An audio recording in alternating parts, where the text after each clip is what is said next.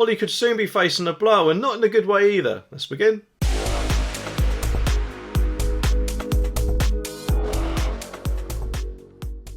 Now, of course, being on benefits is never easy for anyone, is it? Well, unless, of course, you're one of those type of people who are determined to cheat the system or have been on the dole for so long that you get invited to the job centre Christmas staff party. But either way, millions of people on benefits will apparently soon be facing a massive cut if this story is anything to go by. The article says that millions of families across the UK are having their universal credit payments reduced every month. Hard up families are seeing up to £65 taken off their payments, according to new figures, and the government can shave the cash off the monthly universal credit instalments to repay debts. The average amount taken off in August was about £62. According to the Mirror, 2.1 million households across the nation had deductions in their payments in August 2022. The area though with the largest number of people affected was Birmingham Leywood, where 10,000 universal credit claimants had their payments reduced.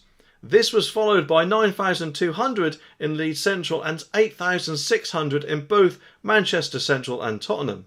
Now, of course, obviously, whilst it's true that everyone has to pay their debts, including working people like me, I do think that a lot of the time it might not necessarily be the claimant's fault, and that's because quite often there is a processing time between their application stage and them getting their money. So quite often nowadays, a lot of people opt to have the money up front because obviously their financial circumstances. And not only that, but I'm guessing that changes as well probably also cause a processing delay. So if in 1 month you're paid more than what you should have been, they're going to need to claim that back, aren't they? Although possibly due to the cost of living crisis we're all in at the moment, it might not be such a bad idea to half it to £32 a month, because I'm sure that'll be more manageable to more people than what £65 a month would be, especially if they're in debts with other people as well. Because otherwise people may decide to go down the payday loan route, which obviously is not exactly a good idea to do, as obviously they've got massive inflated interest rates compared to a normal bank loan, for example. Claimants who are single and over 25 are entitled to a standard allowance of up to £334.91 per month,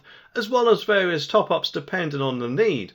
Reportedly though, up to a quarter of this can be taken off by the Department for Work and Pensions, the DWP, to cover debt repayments.